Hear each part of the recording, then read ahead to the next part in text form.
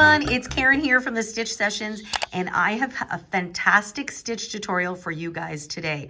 This is for everyone from super experienced to our baby beginner crochet friends. This is called the Ridged String Network Stitch, and you can see it's very airy. It gives a very lacy-like effect.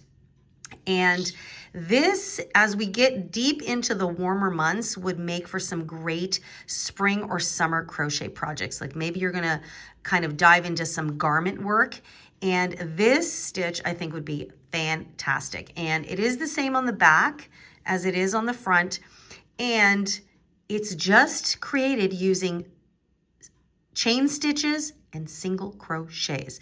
Now I do talk about how the original pattern calls for you working into the back loops only of the single crochet bit, but you'll see that I quickly just switched over to going into the full stitch, and I'll discuss that a little deeper in the tutorial. But ultimately it's basically single crochets. You do a bunch of chains and single crochet, chains, single crochet, chains, single crochets, and you just stack them one on top of the other, and it creates such a really light and airy fabric. I really love it. So I think you're gonna enjoy this tutorial. It's super easy. I'm not gonna waste any time. We're just gonna get right into it.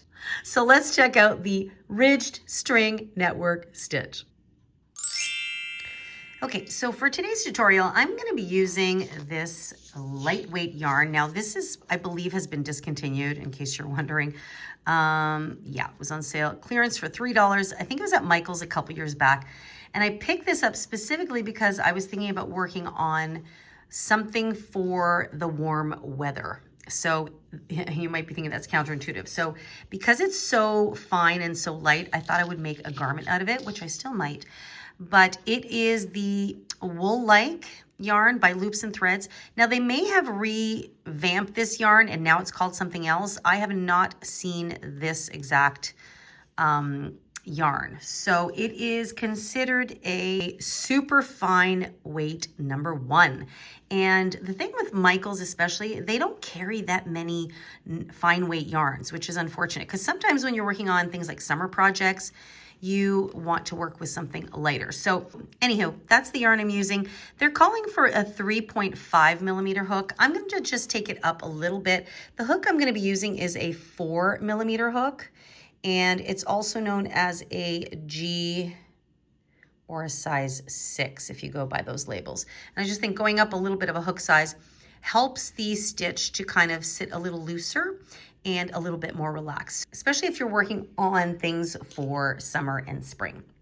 And as always, make sure that you have a handy pair of scissors to snip your yarn and a yarn needle to weave in any ends at the end. And remember that a yarn needle is much larger than a thread needle. All right, let's get into our stitch. Okay, so what we're gonna do is we're gonna begin by placing a slip knot onto our hook. And this stitch is worked in multiples of 4, and then you would add 1 at the end of your desired length. Okay, so for this tutorial, I am going to do,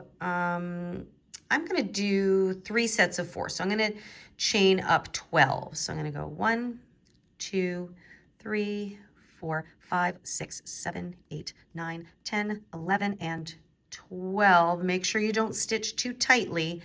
And then we're going to add 1 more at the end. So it's done in multiples of 4. So you do 4, as many sets of 4 as you like, and then you add 1 at the end. Now we're going to go on to row number 1. Okay. And what we're going to do is we're going to add 1 more chain, and that's going to allow us to turn our little stitch here. So you would do this in multiples of 4 plus 1, and then you need 1 more for your turning chain. So row number 1, we're just going to go right into it, and we are going to find the second chain from your hook and place a single crochet there. Now remember that this loop on the hook never counts as anything. It's just the working yarn. So we have 1 and 2, and into that second chain, like I said, we're going to place a single crochet, just like that.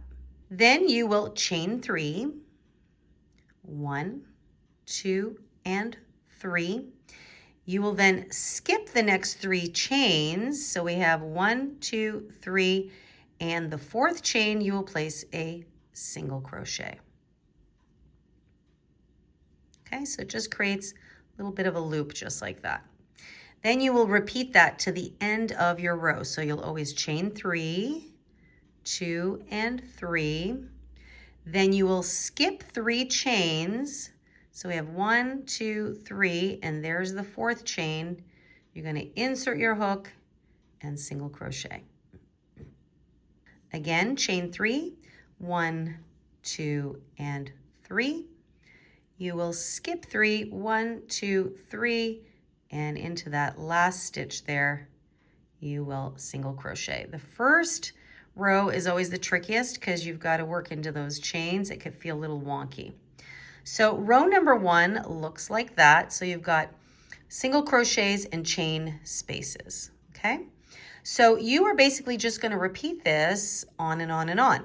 So as you go on to row number 2, you will chain 1 and turn your work, and you're going to place a single crochet right away into that very first stitch. But for every subsequent row now, you will always work your single crochet into the back loop only. So usually we would go in through the full stitch there, and that will show you that there are 2 loops. But what we're going to do here is we are going to go into the back loop. So it's kind of tricky to see here. Let me just turn it around. So you've got this loop that faces you and the loop that faces away from you. So you kind of want to pick up, this is going to be very tricky to show you guys in fine weight yarn. Let me just show you this here. So this is the stitch we are working into, right? So if I work in there, if I stick my hook in through there, you get 2 loops that come up. We are actually going to go in through the top and just pick up that back loop. That's the loop that's furthest away from you. So I'm just going to insert my hook in through there. And that's why they call it the ridged string network, because when you go into the back loop, it creates a little bit of a ridge. Okay. So I finally got it. And then we single crochet just like that. Okay, then you will chain 3 again, 1, 2, and 3. And then all you have to do is find your very next single crochet, which is right here. And then again, we just turn the stitch over so we can see the top of it. So there it is right there. And we work into the back loops. Now, if you are super new and this is highly annoying to you and very tricky, I say you can absolutely just go into the full stitch. It's not really going to make a super difference, but it just creates a cute little ridge there when you do. So again, we chain 3, 1, 2, and 3. Super easy stitch, you know, just chains and single crochets. And then we find our next single crochet right there. I'm just going to turn it over so that I can work into the back loop there. So you can see the back loop is right there. And I have to help it along a little bit. And single crochet, just like that, okay? So that your ridges or your chain loops stay stacked one on top of the other. So again, 1, 2, and 3, and now when you come here, you should have a single crochet at the very end, and you're going into the back loops only. Now, if you are using a slightly heavier yarn, this I think would be much more prominent when you're going into those single crochets in the back loop. I think I would just continue working into the full stitch. It's not really making a super difference. And this is like a bit of a take on the mesh stitch. So if you're familiar with the mesh stitch, it's usually a double crochet, chain 1, double crochet, and you always leave a chain 1 space. So it creates a nice lacy effect. So this is, I would say, is like a sister stitch to it. And this is basically it. So you would just keep repeating this. So again, you would always begin by chaining 1, turning your work, and right away, and I'm just going to go into the full stitch just to make life easier here. You're going to single crochet into the top of your single crochet, always chain 3, 1, 2, and 3. Go right away to the next single crochet and single crochet into that. And that is what's going to give you a nice lacy effect. So next single crochet.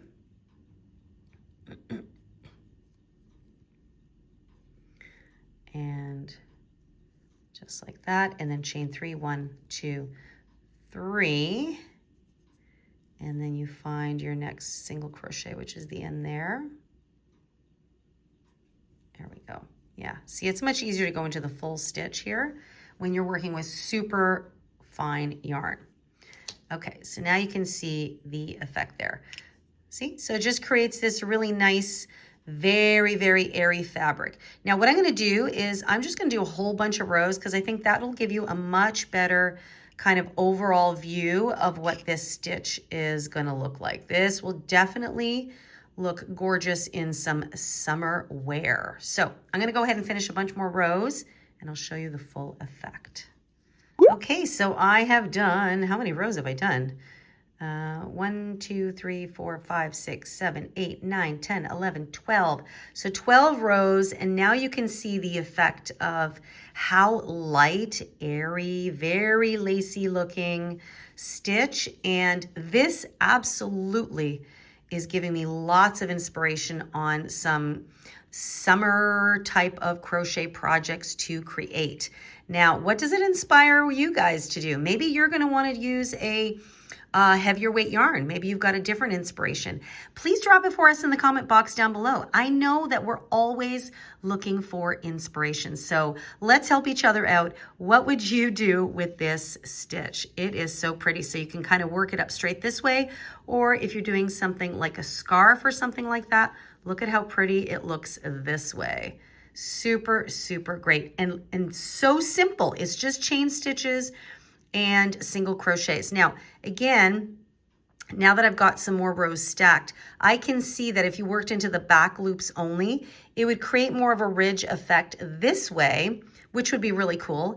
But in a finer weight yarn, I think working into the full stitch, you can see it creates the ridge vertically. So it gives you a lot of different options there. Really, really love this stitch. So simple. So for you super baby beginners, if all you know is a chain stitch and you're just getting the hang of your single crochet, this is going to make for some fantastic, super beginner friendly projects. And I may just have a few of those coming up for you soon. So stay tuned for that. In the meantime, if you have any detailed questions about anything in this stitch, please do feel free to leave it for me in the description box down below. You can also email me directly as always. Just pop me an email at info@crochetcrafty.com. And remember to attach a photo of your work so I can have a better look at what's going on there and give you a more succinct answer to your question. And if you are new here and have enjoyed hanging out with us, I invite you to press that subscribe button. Come hang out with me. I upload a brand new video tutorial every Wednesday morning. Sometimes it's a stitch tutorial, sometimes it's a project, sometimes it's something related to our crochet series. So if you're curious about that, I will leave a link to our current crochet series, which is It's in the Bag 2026. And you can have a look at some of our previous projects that we've done so far, and stay tuned for more fun projects coming your way. All right, guys, that's it for me today. I hope you have fun discovering your new stitch. Happy crocheting. Take good care of yourselves as always. And I will see you guys in next week's session. Bye-bye.